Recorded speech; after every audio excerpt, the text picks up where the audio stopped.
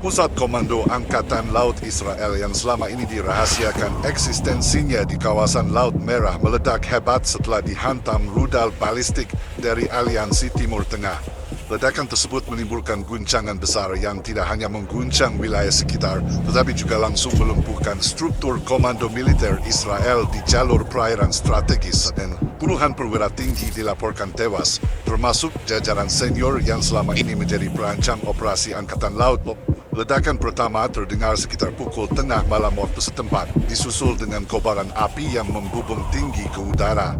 Warga di radius beberapa kilometer melaporkan getaran seperti gempa kecil, kaca jendela pecah dan sirena peringatan yang terdengar telat beberapa detik setelah rudal menghantam sasaran. Sistem pertahanan udara Israel yang dikenal dengan nama Iron Dome sama sekali tidak mampu menghadang serangan tersebut. Iron Dome kali ini lebih mirip kolender dapur. Rudal lewat bolong-bolongnya, sindir salah satu pengamat militer Timur Tengah. Sumber internal menyebutkan setidaknya 30 hingga 40 perwira senior Israel tewas di tempat. Di antara korban ada pejabat penting yang selama ini memimpin operasi intelijen laut dan perencanaan ekspansi militer di kawasan. Dengan kehilangan ini, Israel praktis kehilangan sebagian besar otak strategi dalam satu malam. Kalau ini game strategi, Israel baru saja kehilangan semua jenderal bintang 5 dalam satu ronde, ucap seorang analis dengan nada mengejek. Situasi di lokasi kejadian digambarkan kacau total. Tentara yang masih hidup sibuk berlarian mencari perlindungan, mencoba mengevakuasi jenazah, sekaligus menghubungi atasan yang sudah tidak merespons.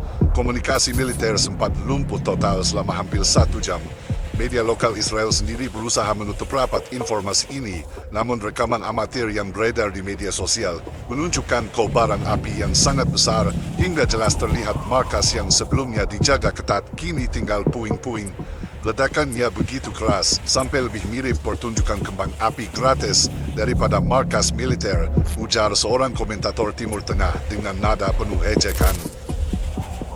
Informasi yang berhasil dihimpun menunjukkan serangan ini bukan sembarangan, melainkan operasi militer terkoordinasi dari Aliansi Timur Tengah yang sudah lama memantau aktivitas rahasia Israel di kawasan Laut Merah. Serangan dilakukan dengan rudal balistik jarak jauh, diluncurkan dari beberapa titik sekaligus agar sistem pertahanan Israel kewalahan. Strateginya jelas, pukul jantung komando, lumpuhkan perwira utama, dan tinggalkan pesan bahwa Israel tidak lagi aman di wilayah yang selama ini mereka klaim sebagai zona strategis. Rudal pertama melesat tepat menghantam bangunan inti pusat komando. Rudal berikutnya mengenai area logistik dan gudang senjata. Hanya dalam hitungan menit, markas yang dibangun dengan biaya miliaran dolar itu runtuh jadi puing. Rudalnya presisi sekali, sampai bikin Google Maps iri karena kalah akurat, cemooh salah satu akun militer di media sosial Arab. Menurut keterangan seorang pejabat aliansi yang tidak mau disebutkan namanya, target ini sudah lama dipantau sejak Israel mencoba membangun markas besar secara rahasia di Laut Merah. Mereka memanfaatkan teknologi satelit, drone pengintai dan informasi intelijen dari jaringan lokal. Israel bilang markasnya rahasia, tapi nyatanya lebih gampang dicari ketimbang warung Indomie di kampung, sindirnya dengan nada mengejek. Penggunaan rudal balistik dalam serangan ini juga memperlihatkan kesiapan aliansi dalam meningkatkan eskalasi. Mereka tidak lagi menggunakan serangan kecil atau taktik gerilya, melainkan operasi besar yang dirancang untuk menimbulkan dampak psikologis dan politis. Keberhasilan ini bukan hanya memalukan bagi Israel, tapi juga merusak reputasi mereka di mata sekutu barat. Biasanya Israel bangga bilang teknologinya canggih, sekarang malah jadi contoh gagal proteksi paling mahal di dunia, ujar seorang analis pertahanan Rusia. Militer Israel sempat mencoba membalas dengan meluncurkan drone pengintai dan roket jarak pendek, namun semua itu dinilai hanya sebagai respons simbolis. Aliansi Timur Tengah sudah mempersiapkan langkah antisipasi, membuat serangan balasan Israel terlihat panik dan tidak efektif. Media internasional pun menangkap pesan jelas dari operasi ini. Israel yang selama ini mengandalkan aura superioritas militernya, ternyata bisa dipukul telak dengan sekali gebrakan terencana. Di sisi lain, masyarakat sekitar Laut Merah justru merasa lega. Mereka menganggap serangan ini sebagai tanda bahwa Israel tidak lagi bisa sembarangan mendirikan markas di tanah asing. Mereka pikir bikin markas di pinggir laut itu ide bagus. Padahal sama aja kayak naruh bensin di sebelah kompor, komentar salah seorang warga yang diwawancarai media lokal. Fakta bahwa rudal-rudal itu lolos dari sistem pertahanan canggih Israel menimbulkan pertanyaan besar. Bagaimana mungkin negara yang disebut-sebut punya salah satu sistem pertahanan udara terbaik dunia bisa gagal total menghadapi serangan ini? Beberapa pihak menyebutnya sebagai kelalaian intelijen, sementara yang lain menuding ada sabotase dari dalam. Apapun penyebabnya, hasilnya sama. Israel kehilangan pusat komando lautnya dan mengalami kerugian yang tidak bisa ditutupi dengan propaganda semata. Ledakan yang menghantam pusat komando Angkatan Laut Israel di Laut Merah bukan sekadar menghancurkan bangunan, melainkan langsung memutus rantai komando utama militer laut negara itu. Puluhan perwira tinggi yang seharusnya menjadi otak strategi hilang dalam sekejap.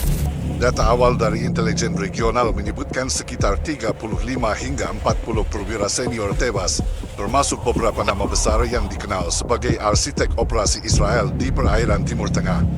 Korban bukan sekadar angka, di antara mereka ada komandan divisi, perencana logistik, hingga pejabat intelijen Angkatan Laut.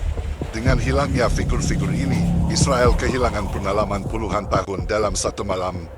Kalau ini turnamen catur, Israel baru saja kehilangan semua bidat menteri dan kuda, tinggal pion-pion bingung maju mundur, ujar seorang komentator militer internasional dengan nada mengejek.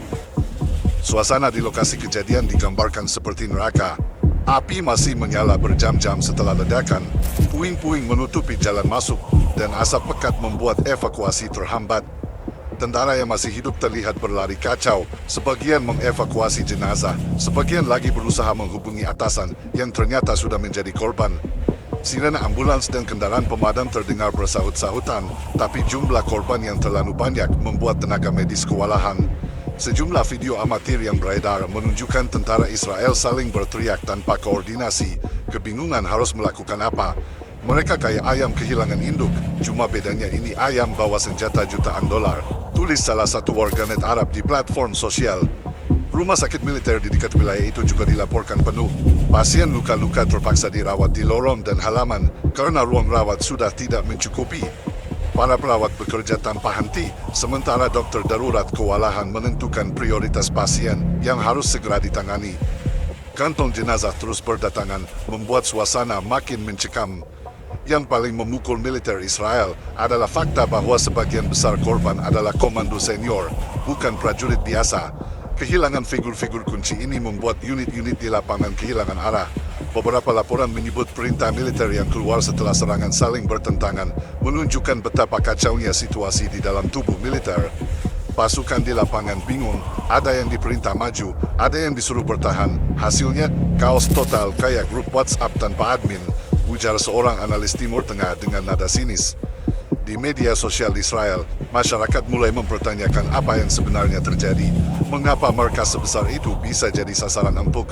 Mengapa sistem pertahanan tidak bekerja? Dan kenapa begitu banyak perwira senior ditempatkan dalam satu lokasi tanpa perlindungan berlapis? Pertanyaan-pertanyaan ini menjadi bola panas di tengah masyarakat Israel yang sebelumnya percaya diri dengan kekuatan militernya. Sementara itu, media Arab dan Timur Tengah tidak melewatkan kesempatan untuk menyoroti kerugian besar ini.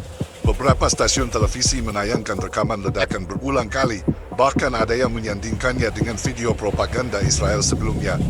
Dulu mereka suka pamer rudal dan drone, sekarang malah jadi bintang tamu dalam reality show ledakan, sindir salah satu presenter berita dengan tawa sinis. Ledakan besar yang menghancurkan pusat komando Angkatan Laut Israel di Laut Merah langsung memicu reaksi luas dari berbagai pihak internasional. Media Timur Tengah menjadikannya headline utama, sementara stasiun televisi Barat berusaha meredam dampaknya dengan istilah yang lebih halus.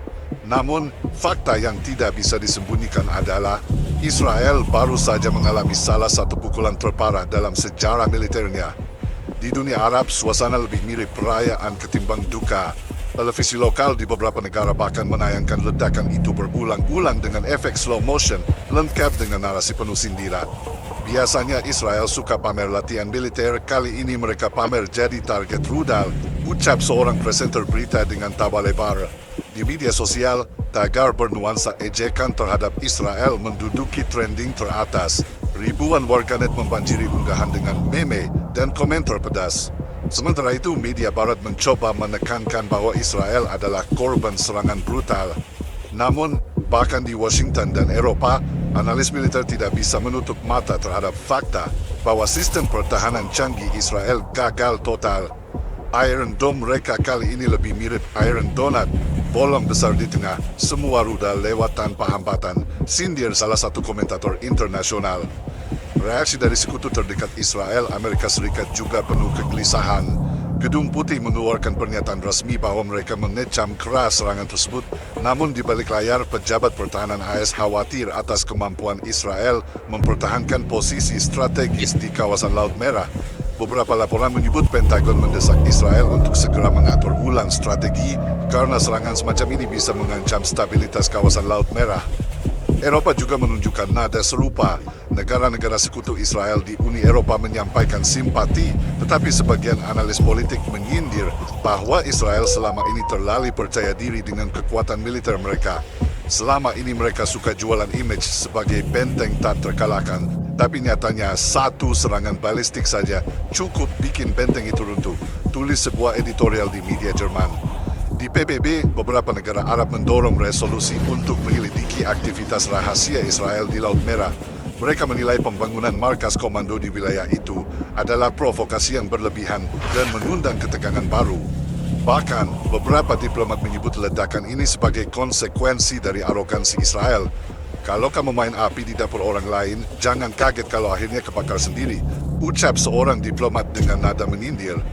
Di sisi lain, media Israel sendiri berada dalam posisi serba salah. Beberapa stasiun televisi mencoba menutupi skala kerugian dengan menyebut insiden kebakaran besar. Namun rekaman amatir yang beredar luas di media sosial membuat narasi itu runtuh.